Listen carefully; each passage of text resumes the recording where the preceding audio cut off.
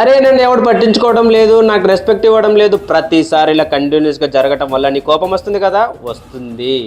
ఒకటి గుర్తుపెట్టుకో, ప్రపంచం ఎప్పుడు నీ ఫీలింగ్స్ని కాదు నీ విలువను మాత్రమే చూస్తుంది. నీకు డిసిప్లిన్ లేకపోయినా, నీ లైఫ్లో క్లారిటీ లేకపోయినా, నీకు ఓపిక లేకపోయినా, ఇవన్నీ ఉండి నీకు సక్సెస్ లేదంటే ఎవ్వడు కూడా నీకు రెస్పెక్ట్ ఇవ్వడు. నువ్వు జీవితానికి ఎంత లేట్ అవుతే అంత లైట్ తీసుకుంటారు. ప్రతి విషయానికి ఓకే చెప్పేయకు, నిన్ను వాడేసుకుంటారు. నువ్వు నీ స్టాండర్డ్స్ని తగ్గించుకుంటే నువ్వు తక్కువగా చూస్తారు. ఒకటి చెప్పన, సింహం ఎప్పుడు రెస్పెక్ట్ అడగదు, కానీ తన శక్తితో అడవిని మొత్తం రూల్ చేస్తుంది. సో నీ లైఫ్లో కూడా ఇదే రూల్ని పాటించు.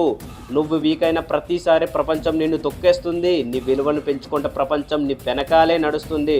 సో ప్రతిరోజు అట్లీస్ట్ ఒక 1 అవర్ కేటాయించు స్కిల్ డెవలప్ చేసుకోవడానికి. సో నీ బాడీని, నీ మైండ్ని స్ట్రాంగ్గా చేసుకొని అవసరం లేని వాళ్ళకి నో చెప్పడం నేర్చుకో.